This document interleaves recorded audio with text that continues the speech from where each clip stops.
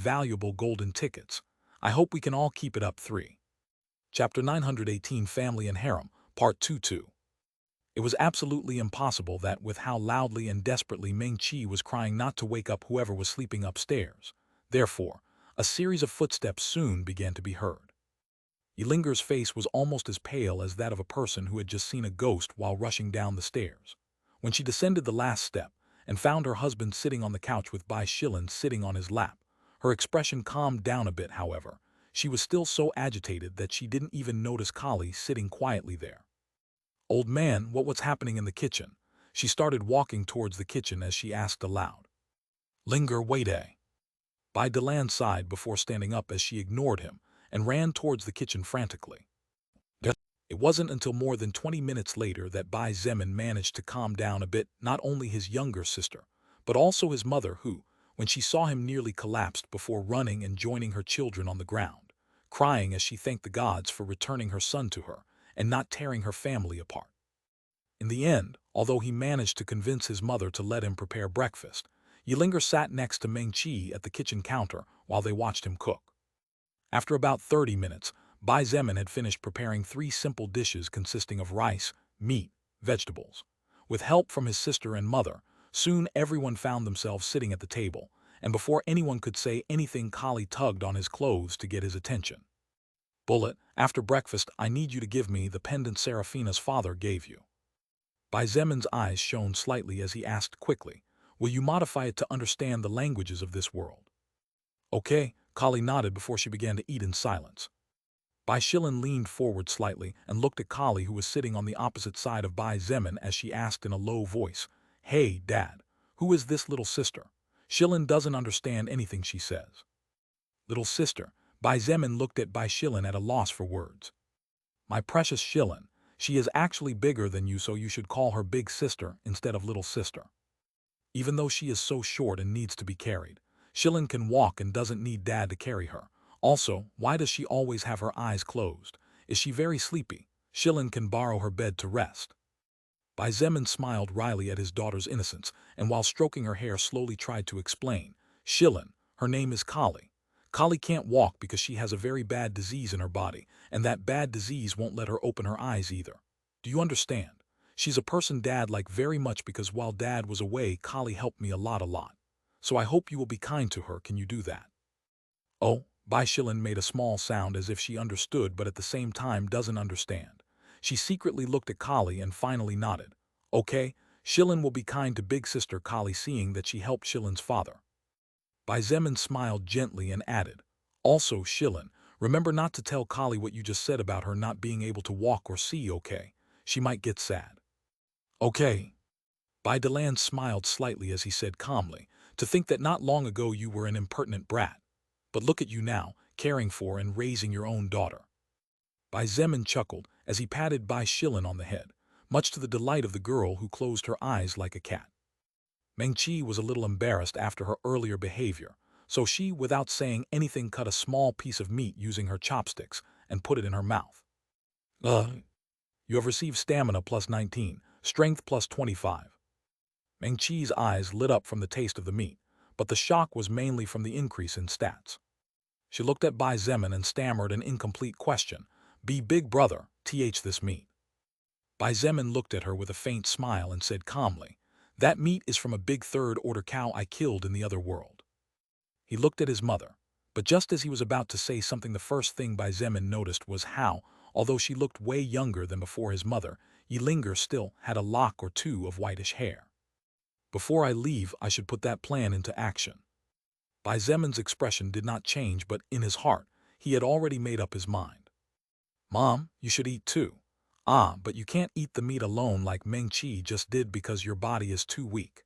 You should accompany the meat with that red vegetable. That vegetable serves to store large amounts of energy and help you digest it little by little." Yilinger nodded, but even while eating her eyes were permanently fixed on her son's body. She even ignored the messages flashing in her eyes and seemed to be willing to push away even the tiniest speck of dust floating in the air and disturbing her little prince. "Zemin, regarding your eyes." Bai Delan hesitated as to whether or not he should continue, so he paused and looked at his son as he asked, trying to keep calm, "Is everything all right?" "It's everything fine, father. This is just a skill of mine that occasionally kicks in." Bai Zemin smiled and told them not to worry. He didn't lie, but he didn't tell the truth either. This was an important moment for everyone after all. As they ate their meal, now calmer, Meng Qi, who had managed to stabilize her mood a bit, asked, "Big brother, were you really in another world?" Bai Zemin nodded and calmly said, "As you already know, after Chuanyuan Wenchen launched a nuclear missile, I tried to find a way to counter it. But it's not that easy to take down a weapon capable of killing fourth-order existences. After crossing the portal to the other world, I managed to get out of the range of the explosion and radiation, but the cost was falling unconscious for a week due to the use of a skill that boosts my stats exaggeratedly." Bai Zemin put down his utensils and looked at Bai Shilin as he said with a gentle smile, "Shilin, Do you want to hear a story about another world? A world full of powerful beings, princesses, princes, kings, queens, demons, and many exciting things. Bai Zemin didn't even think about it, and nodded intently while chewing her food with her sharp teeth. Bai Zemin looked at his father, mother, and younger sister. After a short pause, he began to narrate his life over the past nearly 6 months. The world I was transported to is called Eventide World. 2 hours passed, and during those 2 hours Bai Zemin made sure to paint a large and considerably detailed picture of his life in Eventide World with his words. Ylinger looked at her son with surprise after he stopped. Zemin, you really did all that in just 6 months. Not 6 months, Mom. Bai Zemin shook his head and pointed. I was 2 months unconscious, you forget. My battle against the demon lord was really hard, and a big part of that victory is due to Kali actually sitting by my side. Otherwise, I'm afraid things would have gotten complicated for me. It was thanks to Kali that Bai Zemin learned soul manipulation, and it was thanks to her that he got his grandsword upgraded. These two fateful trap cards were undoubtedly the most important in his fight against Argon, and without them, Bai Zemin would definitely not have been so sure of his victory against the fully unleashed demon lord. After hearing the whole story, the way the family looked at Kali was completely different. To them, the 14-year-old girl was practically a heroine to whom they owed everything. Meeting a princess, invocations, betrayals, becoming the hero of a kingdom, opposing the whole world, killing legends, becoming a legend, fighting against armies of demons, becoming the human hero who fought, and after a fierce battle defeated the terrifying demon lord who had terrorized the human race for so long. Were it not for the fact that you are my son, and I know you better than anyone else, I fear it would be hard for me to believe what I just heard. Bai Delan put down his chopsticks and sighed as he looked at his son with a complicated expression. Really, this all sounds like a fairy tale, something out of a fantasy. Meng Qi nodded. However, she seemed interested in something else as she soon asked casually, by the way, big brother, this princess, Serafina Di Gales was her name. What happened to her after she learned that her fate eyes don't show her a 100% safe fate? Bai Zemin chuckled as the image of the second princess of the Gales kingdom appeared in his mind. She is fine. Despite being young, she is a very strong girl. Serafina Di Gales is, in fact, the strongest girl I have ever met in my entire life. She lost her mother, she lost her friends, she was betrayed by her sister, the ocular skill she blindly trusted turned out not to be absolute, Kali left, Bai Zemin left. All in less than 6 months. She won't fall, Bai Zemin said confidently. We will definitely meet again, and when she really needs me, I will definitely be there. I'm sure that when the time comes she will have become a powerful third-order soul evolver, and her name will be known far and wide in Eventide World. Meng Qi looked at him, and subconsciously her index finger began to gently tap on the table while saying with both eyebrows raised, Big brother, from the way you talk about her, it wouldn't seem strange to me if the prophecy of that princess what's-her-name's eyes ends up coming true. What do you think? Was Serafina's name so hard to remember or mention? Because Bai Zemin didn't think so. On the other hand, Ylinger's eyes lit up as she looked at Bai Zemin with excitement. She took her daughter's hands and began to express her thoughts. This girl, Serafina Di Gales, has the blood of a noble family of a great legacy in her veins, right? An educated, classy, talented girl with the title of princess of a great kingdom. Zemin, although Mom has yet to meet her to give the final vote, I am 90% sure she will be a good addition to your harem. Bai Zemin nearly choked to death with the piece of meat he was chowing down on and hurriedly began to drink water. After his life was out of danger, he patted his chest in fright and looked at his mother in shock. Talented, noble blood, princess title, so far everything was fine. However, classy. Bai Zemin winced at the memory of Serafina's blonde ponytails flying all over the place as she pointed her finger at him and yelled orc this and orc that. To everyone's surprise, however, he didn't renege on the harem matter this time, but instead asked a curious question. Mother, you seem to be fine with one man having many wives. Well, you are on the point of becoming the king of the new China, aren't you? What king doesn't have 1 or 2 wives and 10 or 15 concubines? Zemin, you are this strong, and even in other worlds you are considered a hero by all humans, so what's bad about you having some loving girls? To everyone's surprise, Bai Zemin nodded. I see, it makes sense. Ylinger's eyes shone like stars in the night sky, but before she could say anything else, her son stepped in front of her. In that case, mother, what about father? Your father. What does your father have to do with all this? Bai Zemin wiped his mouth with a napkin and didn't seem to notice the slight change in his mother's voice as he calmly said, "Well, Dad is the father of the future king of China, isn't he? Besides, he is a second-order soul evolver who will eventually break into the third order, so he is powerful and even looks handsome thanks to his soul power." Yilinger's expression was not good as she slowly asked, "Zemin, what do you mean? Be clear with Mom." Bai Zemin ignored his father's signals and continued, "Under my rule, as long as one has the strength and ability to feed their willing partners, polygamy is not frowned upon regardless of whether it is male or female. Therefore, I think Dad could also have his own harem. What do you think, Mom?" Ylinger looked at Bai Zemin with a serious expression and said in a firm voice, "As long as it is under my roof, who is in charge here is me. The same applies to you, are we clear?"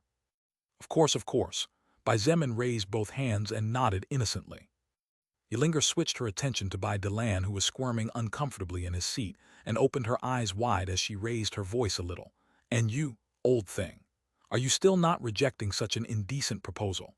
You are already this old, but are you still thinking about perverted matters?" "But Mother, Dad looks young and—" "Zemin, keep your mouth quiet." "Yes, ma'am." "Delan, we need to talk."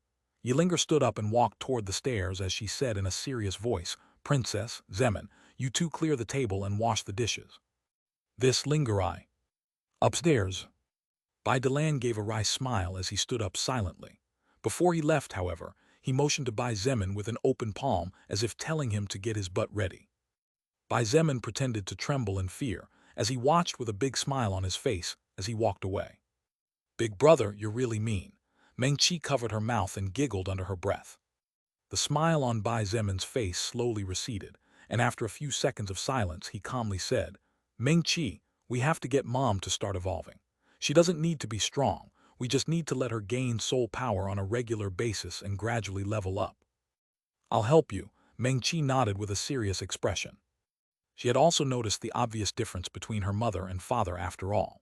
Although no one said anything since Ylinger was protected by everyone, it was inevitable to receive some weird glances since she looked like a 35–40 years old woman dating a young man in his 20s.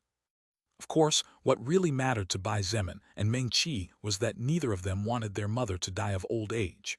Therefore, they had to find a way to make her evolve of her own free will. Bai Zemin rubbed his chin as a funny and torturous plan shaped in his mind. He secretly scrubbed his hands together as he laughed like a little devil, hoping to see a good game. Backslash, backslash, backslash, backslash, backslash, backslash, backslash. Really, thank you very much to all those who send gifts to the novel and support with valuable golden tickets. I hope we can all keep it up. 3. Chapter 919, Reward for Yijin. Bai Zemin spent the whole morning with his family before telling his father and sister that past noon, he would be holding an important meeting regarding the future actions of the Transcendent faction, so they both had the qualifications to attend given their status. Of course, Ylinger also wanted to participate, but Bai Zemin told her that unfortunately she could not, since even if she was his mother and had certain privileges compared to other people, Bai Zemin could not break his own rules so blatantly. Although his mother was not happy to let him go so soon, she knew that there was not much choice in the matter. At the end of the day, Bai Zemin was destined to walk down a path filled with difficulties that needed to be stepped on with steady and firm steps, because stopping would mean his downfall. This was something Ylinger naturally did not wish to see even in her nightmares. "Don't worry, Mom." Bai Zemin kissed his mother's forehead and said with a smile, "I'll be back in time for dinner and we'll spend the night here. Besides, I won't come alone, so be sure to prepare some more food." "You will bring many people?" Ylinger asked with some hesitation. Bai Zemin chuckled and shook his head. "Nope." "Okay then." She nodded before standing on her tiptoes as she made Bai Zemin lean down to kiss his forehead. "Go carefully." "Don't worry." Bai Zemin nodded, and as he held Bai Shilin's right hand, he gently pushed Kali's wheelchair with his free hand. He had barely set foot on the sidewalk street when a beautiful woman around 32 years old, wearing a lot of jewelry and a slightly too low-cut dress, who was walking a dog, was stunned for a moment because of his appearance. However, when the woman's eyes met Bai Zemin's blood-red eyes, all the blood drained from her face and backed away in fright as her legs trembled. Bai Zemin shook his head and without a word continued on his way. There were several people who were frightened, and Bai Zemin was stopped by some teams of soul evolvers who were sent to see what was going on. This was the privileged area of the base after all. Nothing bad had to happen behind these walls or it would be a disaster. Isn't she the little princess? A female soul evolver noticed Bai Shilin, who was holding Bai Zemin's hand, and her eyes flashed with surprise. Little princess. Bai Zemin looked sideways at Bai Shilin and didn't know whether to laugh or cry. It seems that Bing Zhu has taken Shilin to many meetings during this time. When the eyes of the others fell on Bai Shilin, the expression of most of them changed slightly. One of them, who seemed to be the leader of this team, took a step forward and looked Bai Zemin up and down before asking in a slightly respectful voice, "Excuse me, may I know your name?" Bai Zemin didn't have time to say any words when Bai Shilin stepped forward. "He is Shilin's father." "Your father?" The group leader looked at Bai Shilin in astonishment, but as the meaning of these words began to become clear in his head, his face turned stiffly in Bai Zemin's direction. "My name is Bai Zemin." Bai Zemin isn't that the name of the leader? The leader of the group of 5 soul evolvers bowed deeply and said in a trembling voice, Leader Bai, I am sorry for the offense. Oh, our group was only fulfilling its function." "It's all right, I understand." Bai Zemin nodded, and before continuing on his way, he told the team to continue with the good work.